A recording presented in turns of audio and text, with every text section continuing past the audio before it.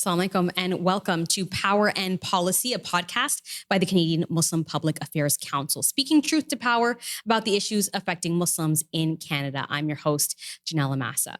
Islamophobia in Canada is skyrocketing. Hate crimes against Muslims have risen 94% since 2023, and Islamophobia in schools spiking 400%. That's according to a new report from York University. From October 7, 2023 to March 5, 2024, organizations received over 1,000 reports related to Islamophobia or anti-Palestinian racism. It's an average of nearly 7 cases per day. All the while, the Muslim community is watching in horror and agony as Israel carries out its genocide in Gaza. Our special guest today is Canada's first ever special representative on combating Islamophobia. Amira Elghawaby joins us here in studio. Since her appointment in January 23, she's led national consultations, advised on government policy, published the Canadian Guide to Understanding and Combating Islamophobia. But it also raises the question as to whether the government and this new office actually has helped made Muslims in Canada safer, or if it's simply paying lip service to our community. We're going to be asking all of those questions today. Also joining me in studio is Khalid El-Khazaz, the Executive Director of the Canadian Muslim Public Affairs Council. He'll be joining in on the conversation a little bit later on. Thanks to both of you. Amira, thanks so much for being with us. So you've been an advocate for a big part of your career. You've worked for the National Council of Canadian Muslims. You've been with the Canadian Centre for Race Relations. This role that you're in now was newly created when you were brought into it. Can you tell us a little bit about how it came to be and its purpose, its goals and mandates? Well, thanks so much, Ginella, for having me on the show.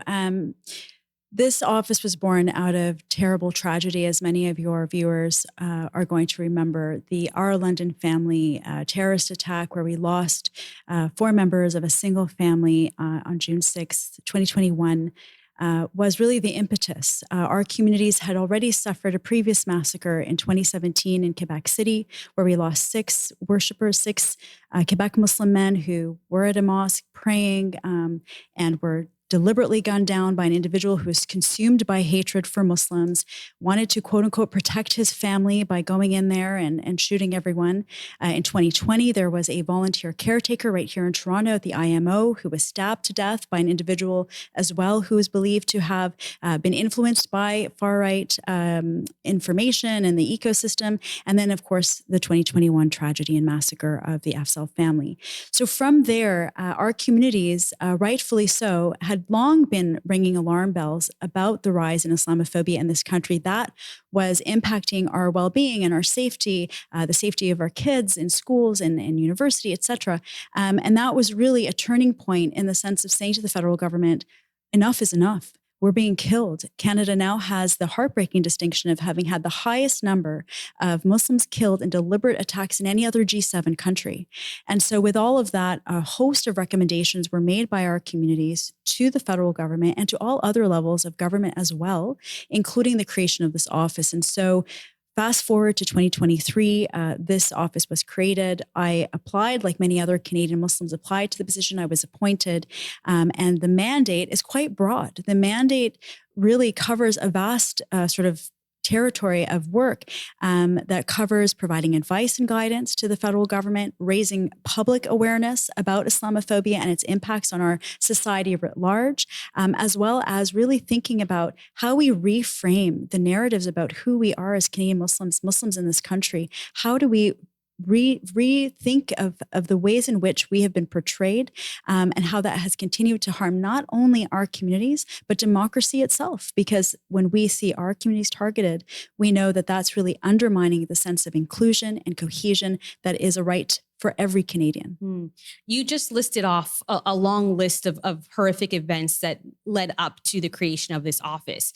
But in the intro there, I also read off a number of stats, startling stats to the current situation: 94% increase in hate crimes since 2023, 400% increase in schools. You mentioned that Canada being the highest, having the most deadly Islamophobic attacks in the G7 in the last 7 years. And at the same time, you've recently called, Canada a global leader in combating Islamophobia. How do you square those two things?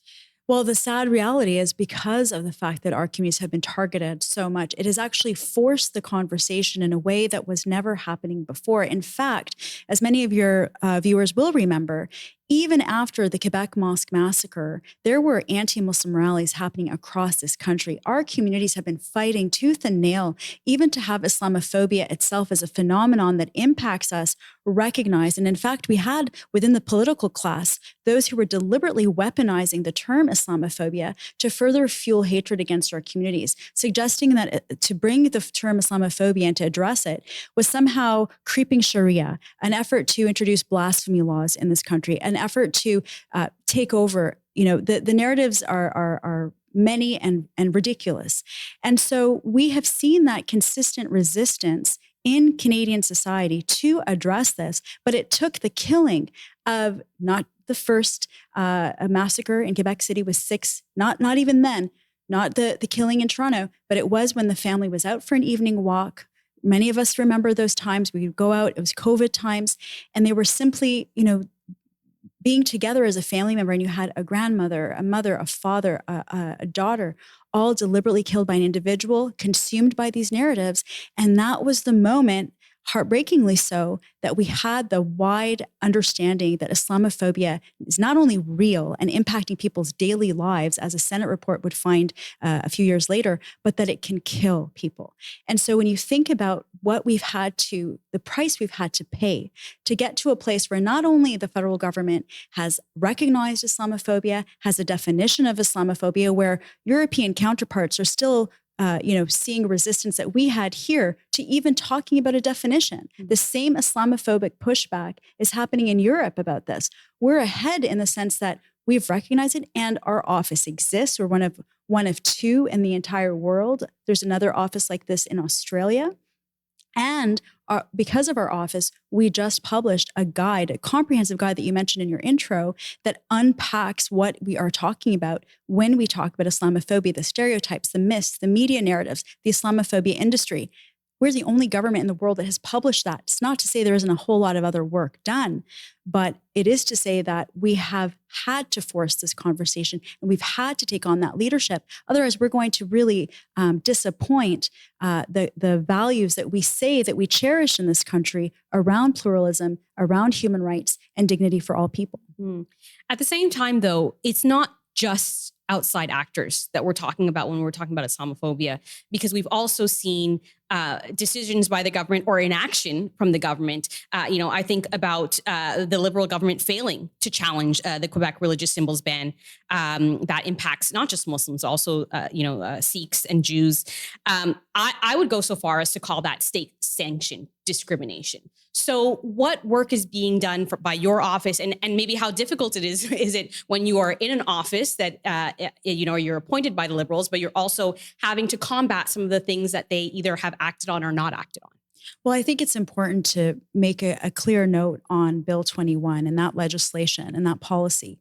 So that policy has, in fact, now gone up to the Supreme Court of Canada, where it will be soon heard, and where we have the federal government committed to intervening on that case on the side of challenging the use of the notwithstanding clause to override our Charter of Rights and Freedoms, which include freedom of expression and freedom of religion. And so to that point, I would push back against the idea that the federal government has not taken a stand on that, whether it's sufficient or not, certainly open for discussion. However, they have made that position clear because it does go to the core of our Charter of Rights and Freedoms. And so if anyone is going to stand up for those rights and freedoms, it should be the federal government, because ultimately, if we are to say that we are a democracy, if we are to say that we are a country that believes in human rights and the rule of law, then that means it has to apply to everyone. And that second-class citizenship has no place in our country. And it was, in fact, a Quebec court judge that looked at Bill 21 and described it as, quote unquote, cruel and disproportionately impacting not only Sikh and Jewish and others, but specifically disproportionately impacting Quebec Muslim women. And so I think that it's very evident and it's very clear that that is a direct threat to the Charter of Rights and Freedoms. That's why the notwithstanding clause was used. So I think it's very important to talk about that. And I think it's very important for our communities to be very alive to this conversation. Because if we cannot defend those charter rights and freedoms, then it's not only our communities that could see their rights up for grabs, but it is other communities that have seen and will continue to see those rights that we thought were enshrined really not be worth more than the paper they're written on. You have a chance, all the time, I suppose, to meet with the Prime Minister. You've met with previous Prime Minister Justin Trudeau, Mark Carney, current Prime Minister, other ministers. What are those conversations like? How easy or how challenging are they? As I mentioned, when you're in this, appointed role, you are maybe in a challenging spot. What do those conversations look like? And are you able to challenge them? Are they receptive?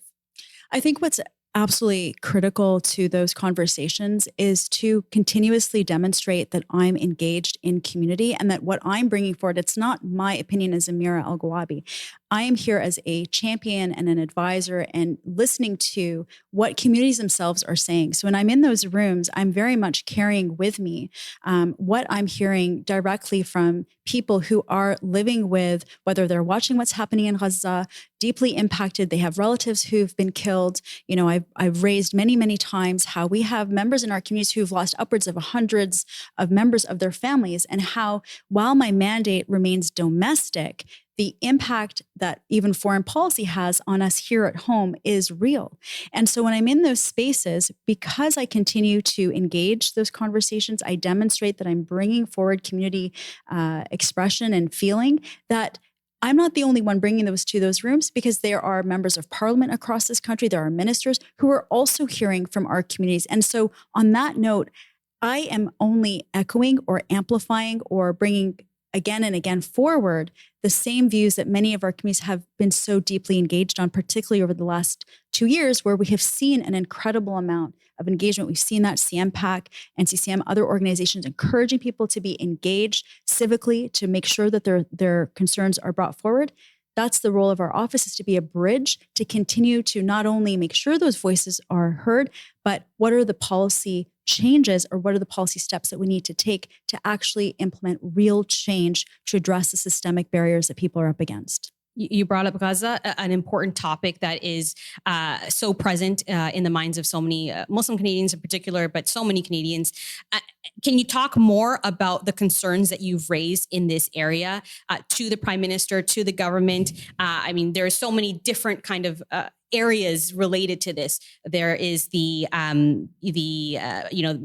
brutality from police against peaceful protesters. There is, the issues with folks trying to bring family members from overseas and issues with the visa programs. What conversations are you having with the Canadian government about these issues? So I have been engaging with not only, as you mentioned, I met with the Prime Minister a few weeks ago. And in fact, I encourage your viewers to go to our website, sign up for the newsletter so that you stay updated about what I'm doing, what I'm saying, because you'll also see readouts from meetings with Prime Minister Carney and previously with the former Prime Minister.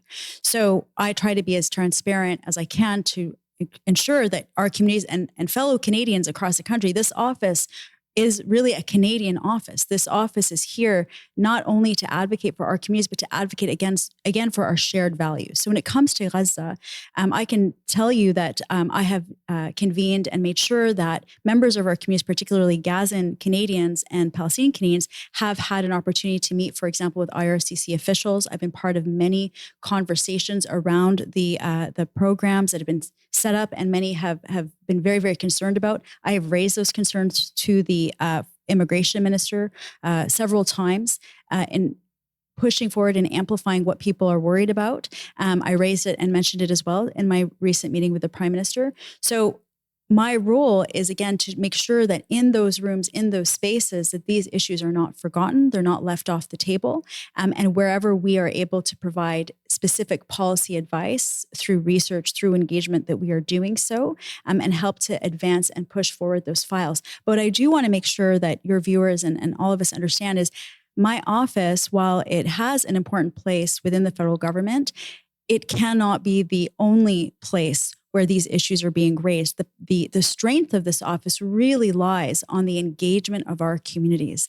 And the fact that our communities continue to engage has been very, very important, because if it winds up being just our office talking about this, it can be easily ignored. I'm there to provide advice. They decide whether they take it or leave it. So when our communities are engaging on the other side, saying, this is what we need to see, and our office is amplifying and ensuring that how we see that, we're figuring it out together and we're communicating that together, that makes the impact. That's where we can really make a difference. Some people may feel, look, the government has failed us on this issue.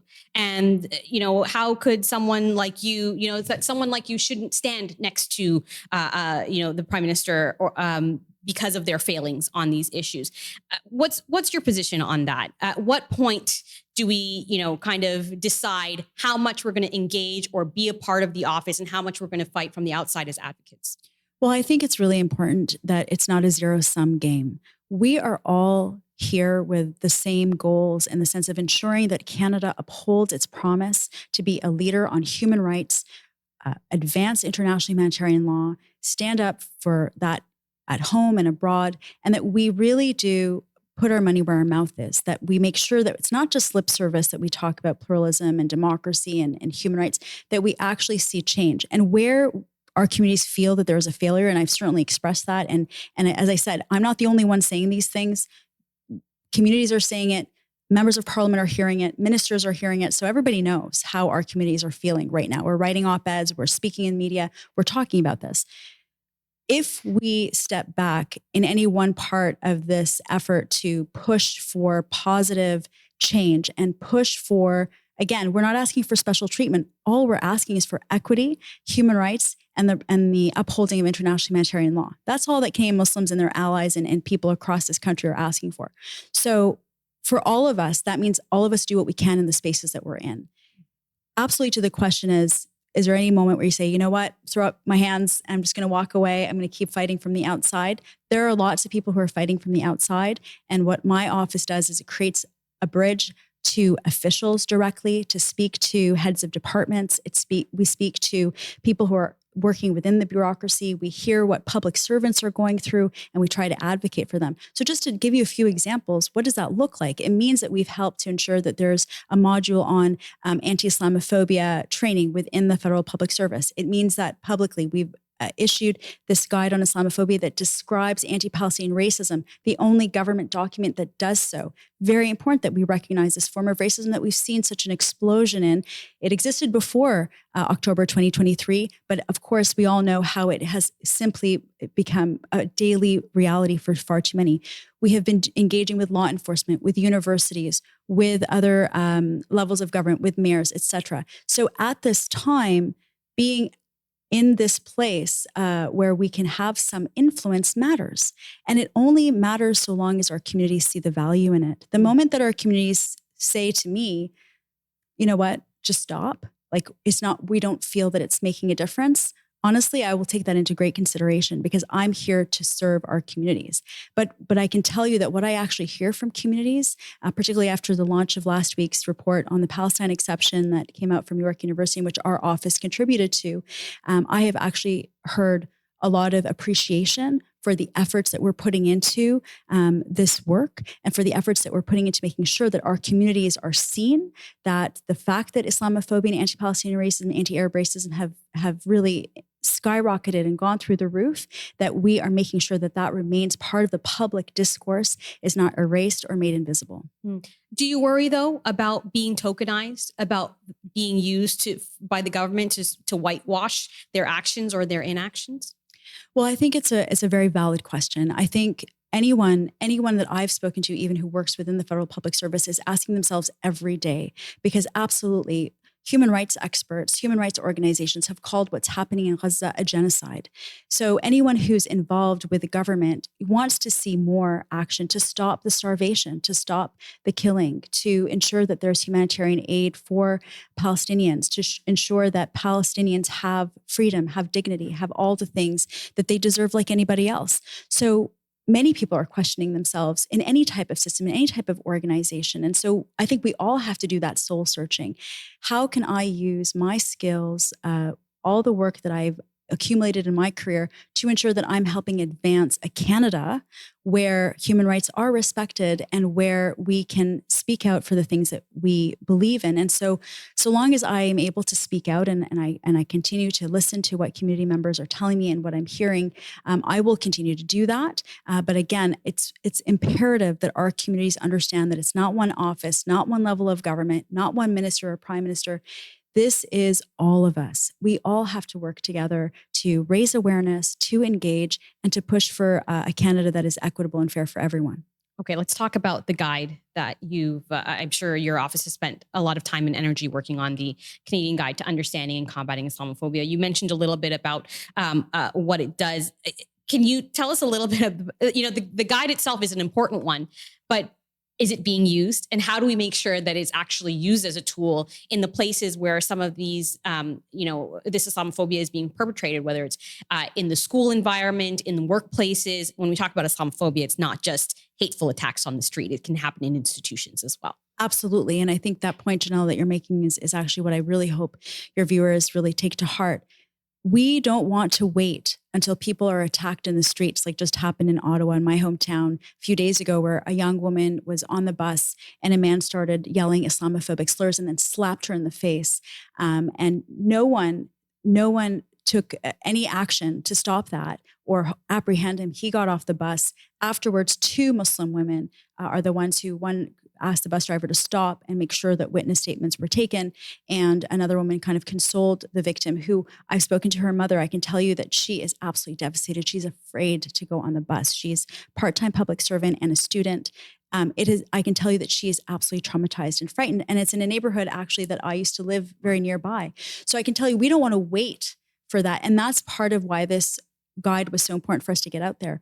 We want to work with institutions. This guide is not for Canadian Muslims. This is actually for fellow Canadians. Polling has showed us that half of Canadians have said they want to be allies to Canadian Muslims, but they say they need resources. They need to understand how to combat those stereotypes that you see every day online. The trolls are there. Those ideas are there. I receive messages on a daily basis, as I'm sure your viewers can imagine, that just recycle old tropes, old stereotypes. So our allies want help. They want to do training in their workplaces. They want to equip teachers and educators with the information they need. And so this is why this guide has been so valuable. And to your point about, is it being used? I actually just the other day, someone from NCCM actually said to me, you know what, I was in a meeting with members of parliament or MPPs, and people were bringing your guide into those meetings and talking about them. So it's only been a few months that the guide has been out. I'm really hoping for this coming school year that I already started hearing from Palestinian parents that they're going to be using it to reference the recognition of anti-Palestinian racism that's described there, that parents and educators, and anywhere that people are worried about discrimination, that they're going to use this guide to preemptively, proactively engage to do the necessary education. Will that weed out the hate? Not necessarily. But what we're trying to do here is build that allyship and that strength so that when we see hatred, when we see discrimination, that we have a plan. We have a plan to address it together, and that we are doing that education. Final point I want to mention, when you look at hate crime statistics, over a 10-year period, Statistics Canada found that a significant number were perpetrated by young boys between the ages of 12, boys and youth, so 12 to 25. So what's happening with young boys, for example, with youth, that they are, feeling the need to commit acts of hate. We need to think about, how are we ensuring that we are creating a society where these dangerous narratives are not taking root and potentially radicalizing people to do us harm? That is the most basic public safety service that we could do. But again, there's so many layers, and I really do invite people to take a look at the guide and see how they could use it in their own spaces. I want to bring Khalid Elghawaby into the conversation. He's with the Canadian Muslim Public Affairs Council. A lot of the work that Amira is doing, coincides and crosses over with advocacy work that CMPAC is doing. You've been listening in on the conversation. What do you see as some of the biggest challenges and gaps when it comes to structural and systemic Islamophobia in Canada? Thank you, Ginella, and thank you, Amira, for this important conversation. Islamophobia is a reality that our community is facing, and and to the highest level of government have acknowledged that Islamophobia exists, Islamophobia is real, and as we've seen, Islamophobia kills. And at this point, the collective interest of everyone is actually to try to understand the root causes of Islamophobia. And I think this is the biggest gap. We address Islamophobia at the final stage when it is too late. And unfortunately, the performances of governments throughout the previous government, and so far we haven't seen much different in this new government, has been more on the PR performative level. In the PR, in where basically it is a verbal acknowledgement. It is attempts to show that we understand and acknowledge, which is an important step. However, we don't see much work on the different levels that address the root causes of Islamophobia. Root causes of Islamophobia are deeply entrenched into the system and into the structure. And there are studies into this by U of T and other interested researchers that basically document the anti-terrorism framework that basically was formulated and grew viciously post 9/11. This framework is never addressed, is never acknowledged, is not in these guides or these acknowledgements of Islamophobia, even though Prime Minister Trudeau in the Islamophobia summit post the London attack acknowledged that there is structural Islamophobia within the CRA, for example. However, no significant action was taken with the CRA after that. And this is what we mean, that the actual actions that require policy change, that requires public education, that requires dealing with the root causes is actually not seriously addressed. And this is the reason why CMPAC and other organizations exist, actually, to look into deep structural issues, deep systemic issues that require legislative change, require policy change, and require real acknowledgement of the bureaucracy itself of these structural issues and serious attempts to change. So far, we do not see anything on this level. Amira, to Khalid's point about policy change, can you point to any changes that have come as a result of your office? I mean, this is an office with a $5 million budget, nearly $200 million going into Canada's anti-racism strategy. Have we seen the results of any of that in terms of policy change? Yeah, so first of all, just directly to the point around the charities file. So in fact, in my readout of my meeting with the Prime Minister Carney a few weeks ago, I mentioned that we did raise that topic and we had that discussion. He has made a commitment as well to address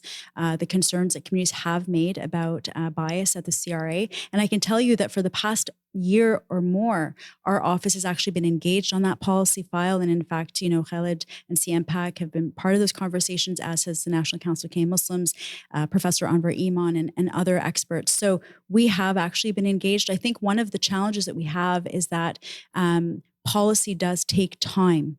And so that's often difficult to kind of communicate to our communities, is that, I do believe that there is a real commitment to address that structural issue, particularly on that file. We had the commitment from Prime Minister Carney. We're working on it actually and preparing to provide like the full sort of advice to the government. But then we can't drop the ball. We have to ensure that our communities continue to say we are looking for the results. The proof will be in the pudding. Absolutely. And so I think on those deeper policy issues, I think I would also just want to add as well, like our budget is just over 7 million over 5 years and then 2.1 million ongoing. May sound like a lot of money, but in fact, if you look at the overall, for example, anti-racism strategy, which is in over $100 million, it's actually quite a small drop in the bucket. And it means that at the major basic level, we have about 4 or 5 people in our office dealing with a huge demand on our time and attention, whether it's the Gaza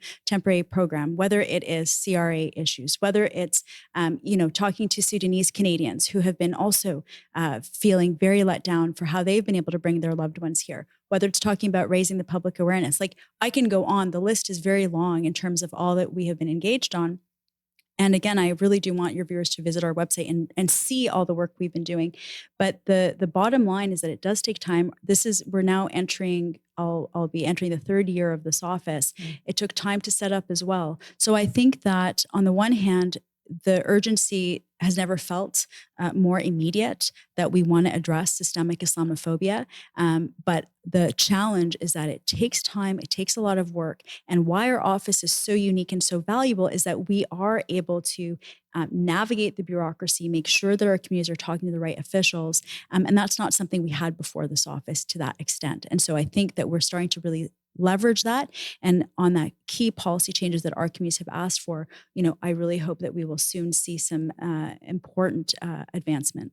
While we're talking about policy, I just want to quickly bring up Bill C-63, the online harms bill. Can you talk a little bit about how it intersects with, protecting targeted communities? Yeah, I mean, the online harms bill is a really important one in terms of understanding that what we see radicalizing young people and people like the terrorists, the killers in Quebec City or in London, Ontario, is that online space that in Canada is not regulated. And so there are no guardrails. And as we know, and what we've seen in the trends out of the US is now platforms like Meta, X, whatnot, there's very little moderation. So hate is proliferating. It's putting us all at risk, because what it means is that more and more and more people are receiving misinformation, disinformation, not only about Muslims, but about many others. We also know about foreign interference. The Canadian government actually raised concerns with the government of Israel over an Islamophobic campaign that was targeting Canadians last year. And so we know that there are a variety of ways in which our communities could be targeted and Islamophobia spread online. And so we have to wait and see now if this new government is going to pick up that legislation and reintroduce it. And there have been discussions about whether it's going to be in the current form or not. But I think it is an imperative, again, not only for Canadian Muslims, but all vulnerable communities that are targeted online and who do face more and more hate, including young people who see more hate than many of us because they're so frequently online. Khalid, I know there's some diverse views of opinion when it comes to the online harms bill and maybe concerns about how it could be weaponized against communities to silence them. What's your take?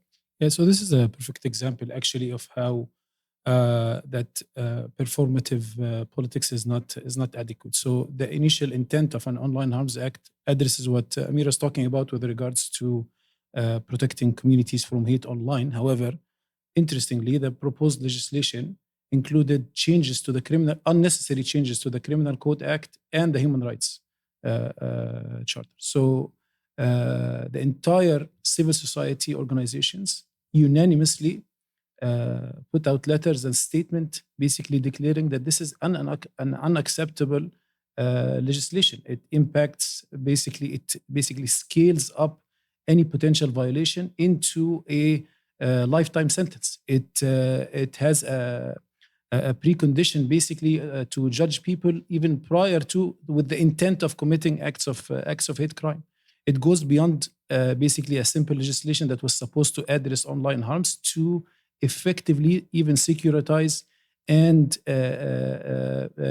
intimidate, and can be misused, especially in a pro October 7th context where pro-Palestinian protests are being targeted or attempted to be stopped. So really, we see legislation, intended legislation to limit our civil liberties. So just post October 7th, the context you meant, I think. Yes. Yeah. Yes. Yeah. And so, Amira, I mean, I think it's important then for people to be engaged on these conversations and to understand the nuances, the pros and cons of some of these policies.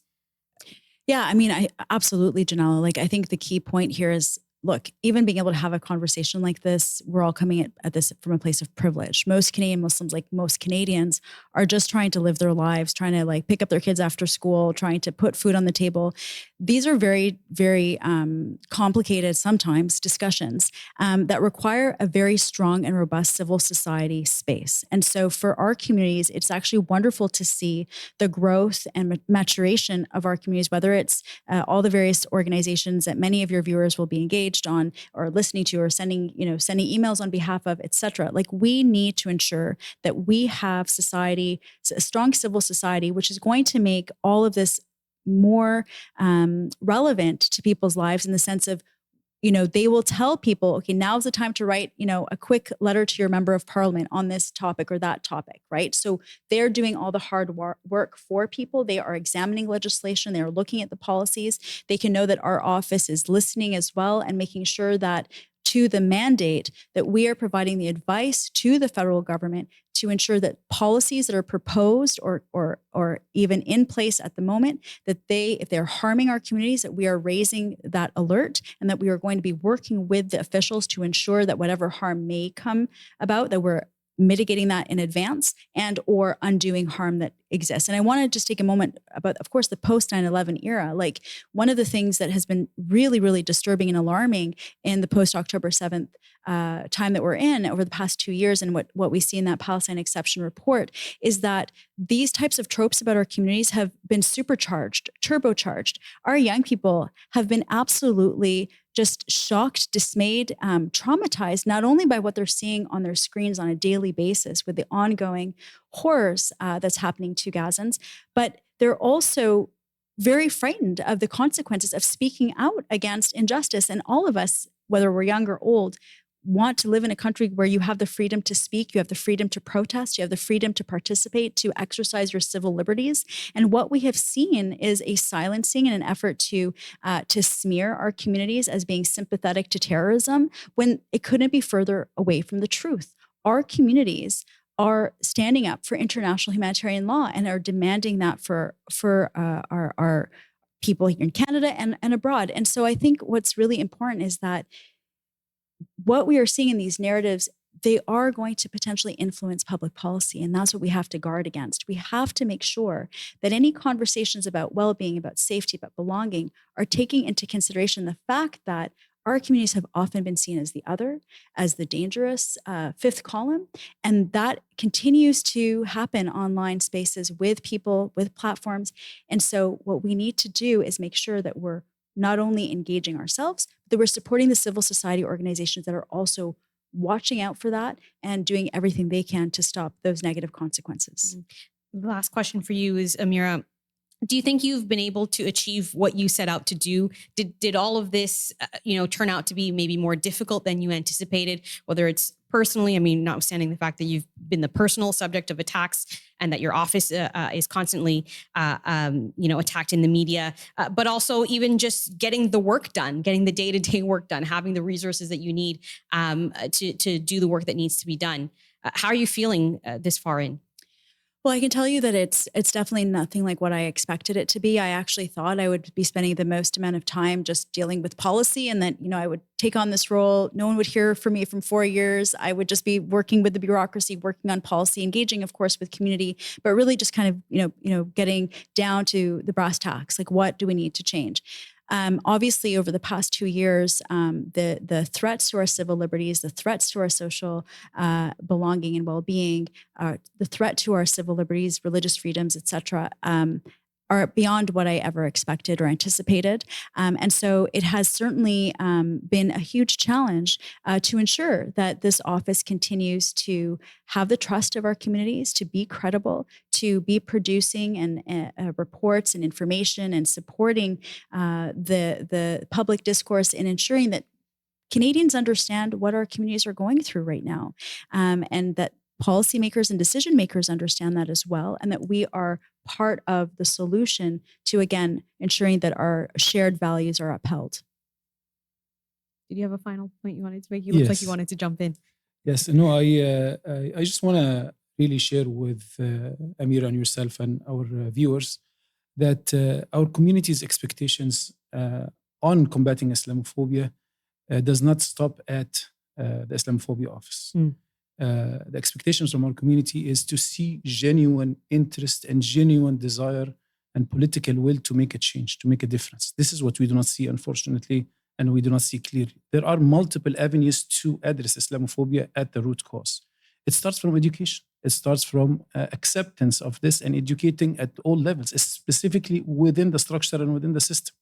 It is shocking when you see that in the same year or in the same couple of years, a very different reaction, a discriminatory reaction from the visa situation of the Ukrainians than the Palestinian Canadian. It is shocking to see the discrepancy. Hundreds of thousands on this side accepted immediately, And then we talk about 4,000 or 5,000, only a few hundred being accepted. It is very deep and entrenched into the system, this Islamophobia. So the genuineness should mean real transparency on what actions are being taken, and on the education level, and then on policy change level. And then finally, if the government is serious about actually making this office meaningful to the community and impactful for the community, it should give it a little bit more authority and more mandate to do things, not just study and be a bridge, but actually to take action and to be able to engage in serious policy change. This is really our expectation. And we want to see Amira succeed in a bigger and a broader role through this office. We could probably continue this conversation for hours, but we will have to leave it there. Khalid Al-Khazaz, the Canadian Muslim Public Affairs Council, Amira Elghawaby, the Special Representative Combating Islamophobia to the government, Canada's first ever Special Representative on Combating Islamophobia. I did get it right. Thank you so much, both of you, for taking the time. And thank you for being with us on this candid conversation. Muslims in Canada, of course, wanting safety, accountability, and end to Islamophobia and discrimination. So the conversation, as you heard, doesn't end here. There's a lot of work to be done by the community as well.